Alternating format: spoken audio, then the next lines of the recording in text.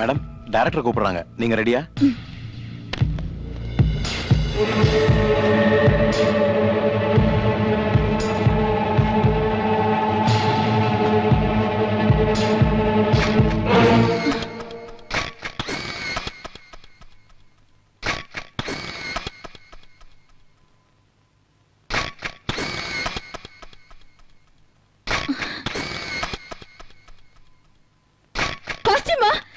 யாரோ போட்டோ எடுத்துட்டாங்க.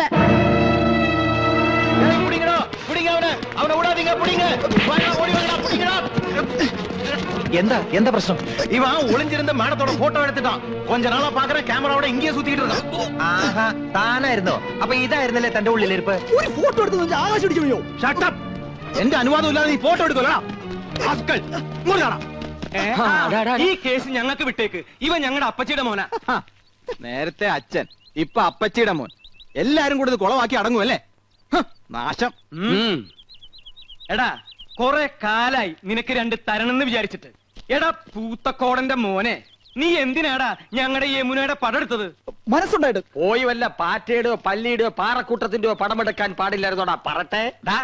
നിന്റെ തന്ത പൂത്തക്കോടനെ കാണിക്കാനാണോടാ യമുനയുടെ ഫോട്ടോ?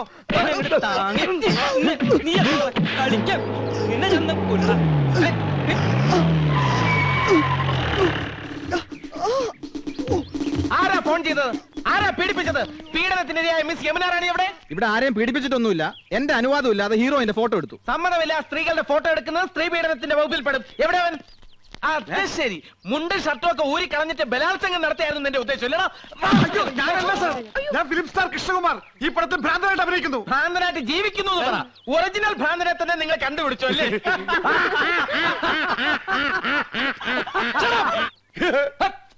ആരും ചിരിക്കരുത്, ശബ്ദം ഉണ്ടാക്കരുത്. സാർ, ഇവനാണ് ഫോട്ടോ എടുത്തത്. ഞങ്ങൾ അവനെ കൈകാര്യം ചെയ്തു. Very good, thank you. പേരെന്താ പറഞ്ഞത്? ഗോപകുമാർ. നീയൊക്കെ നിയമം കയ്യിലെടുക്കൂല. ഇതാണ് ഇടിവെട്ട് ഇന്ദ്രജിത്ത്, മനസ്സിലായോ? ഈ സ്റ്റേഷൻ അതിർത്തിയിൽ ഏത് പാതിരാത്രിക്കും സ്ത്രീകൾക്ക് സ്വൈരമായിട്ടും സമാധാനമായിട്ടും വിഹരിക്കാം. ഞാൻ ഇവിടെ SI ആയിരിക്കുന്നിടത്തോളം കാലം സ്ത്രീ എന്റെ ഒരു വീക്ക്നെസ് ആണ്. കുംഭകോണം നടത്തിക്കോ, ഈ ഇന്ദ്രജിത്ത് കണ്ണടയ്ക്കും. കള്ളപ്പണവും കള്ളവാറ്റും ആയിക്കോ, ഇന്ദ്രജിത്ത് മൗനം പാലിക്കും. പക്ഷേ സ്ത്രീയുടെ പാതിവൃത്യത്തെ തൊട്ട് കളിച്ചാൽ ഞാൻ അഗ്നിയല്ല, അഗ്നി. സ്ത്രീ അവൾ അമ്മയാണ്, പെങ്ങളാണ്, ദേവിയാണ്, പ്രകൃതിയാണ്. അവൾ സർവസ്വമാണ്. ചേട്ടാ, SI അല്ലേ, സാരില്ല. സോറി പെങ്ങളെ. Best wishes. കർത്താവേ, ഇയാൾക്ക് വട്ടാന്നാ തോന്നണ. ഷൂട്ടിംഗ് നടത്തിക്കില്ലേ?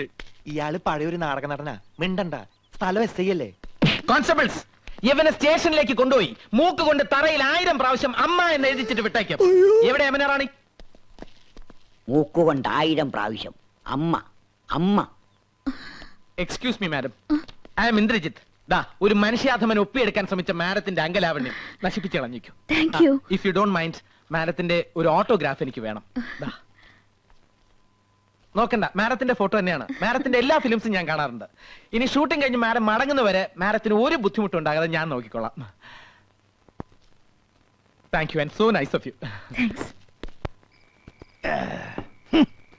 ഇതുവരെ തല്ല് കൊടുത്തിട്ടേ ഉള്ളൂ, വാങ്ങിയിട്ടില്ല.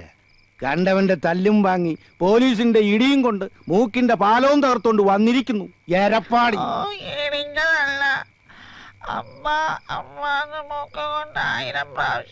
നത്ത് ഇലയ്ക്കും പോലെ എന്തോന്നാടാ ഇത്? മനുഷ്യന് മനസ്സിലാകുന്ന ഭാഷയെ പറയടാ. അയ്യോ അച്ഛാ, പോലീസുകാർ ഇടിച്ചില്ല, മൂക്ക് കൊണ്ട് 100 പ്രാവശ്യം അമ്മ എന്നെഴുതിച്ചതേ ഉള്ളൂ എന്നാ ഏട്ടൻ പറയണേ.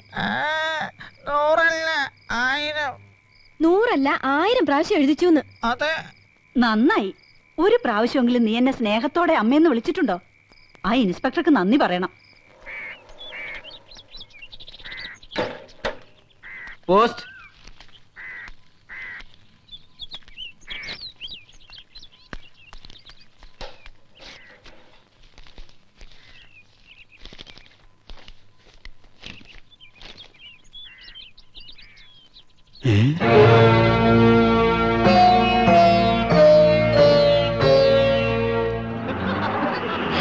വീട്ടിലോട്ട് വരാനേ തോന്നുന്നില്ല. അതെ അതെ സത്യം എടുത്തി പറഞ്ഞത്. എന്താ 7 മണിക്ക് കറത്രേ? നാളെ സ്റ്റണ്ടാ.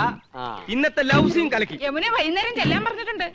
യമുനാറാണിക്ക് ഇപ്പൊ നമ്മളില്ലാതെ വയ്യതായിരിക്കും. നമുക്കും അങ്ങനെയാണല്ലോ. അച്ഛാ യമുനാറാണി പറയാണേ.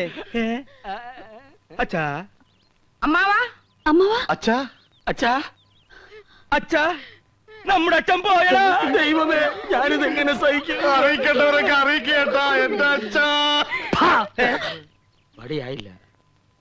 ഇല്ല, അച്ഛൻ ചത്തിട്ടില്ല മക്കളെ. പക്ഷേ ചത്തതിനൊക്കുമേ ജീവിച്ചിരിക്കുന്നുള്ള അവസ്ഥയായി. ഇതാ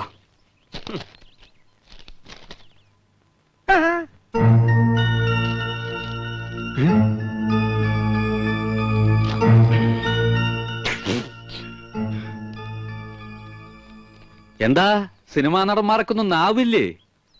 ഫോൺ ബില്ല് എഴുതി വന്നിരിക്കുക. ചെറിയ തുകയുള്ളൂ, 24,639 ഉറുപ്പ്യ.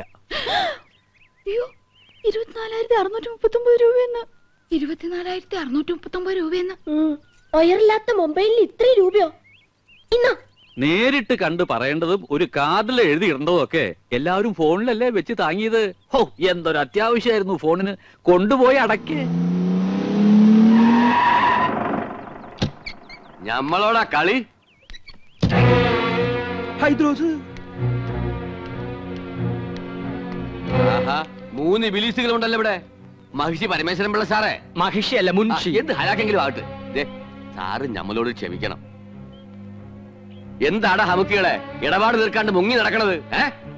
മൂപ്പരെ TV, fridge, washing machine, sofa, കസേര എന്ന് വേണ്ട എല്ലാ ലൊട്ടിലൊടുക്കും കൂടി 1,16,000 ഉറുപ്പ്യ ഞമ്മക്ക് കിട്ടാനുള്ളതാ. പിന്നെ പലിശ. ഞമ്മള് കടം കൊടുത്തത് ഇവരുടെ ഉദ്യോഗവും പത്രാസം കണ്ടിട്ടൊന്നുമല്ല. പിന്നെന്താ, നിങ്ങൾ ഒറ്റ ഒരാളെ ഓർത്തിട്ടാ ഞമ്മടെ കായ് തരണ്ട. എന്നോടൊരു വാക്ക് ചോദിക്കാതെ കൊടുത്ത കടത്തിന് ഞാൻ ബാധ്യസ്ഥനല്ല. അതെ, എത്രയും പെട്ടെന്ന് പണം കൊടുത്ത് ഇടപാടുകാരെ ഇവിടെ നിന്ന് ഒഴിവാക്കണം.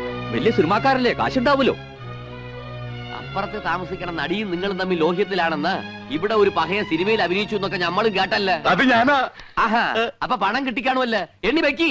ഹൈദ്രോസ്ക 1 മാസത്തെ അവധി കൂടെ. ഒന്നും പറയണ്ട. കടം കൊടുത്താ ഇടം കൂടി കൊടുക്കണം എന്നല്ലേ പറയണത്? അങ്ങനെ പറയണണ്ട. ഉണ്ടിക്ക എന്നാ ഞമ്മടെ കിതാബിൽ അങ്ങനെ പറയണില്ല. കടം തന്നാ മേടിക്കാ ഈ ഹൈദ്രോസിന് അറിയാം. കാതറൂട്ടിയെ ഇത് ഇറങ്ങി പാടാ.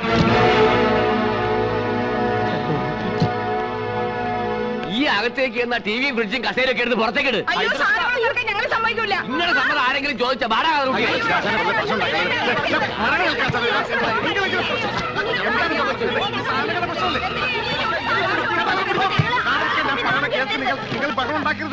അതാണ് ഞമ്മൾ അങ്ങനെ വേണം, അങ്ങനെ വേണം. കാണടി പൂരം, മുനുഷിയുടെയും മക്കളെയും ഒരു ഗതികേടെ.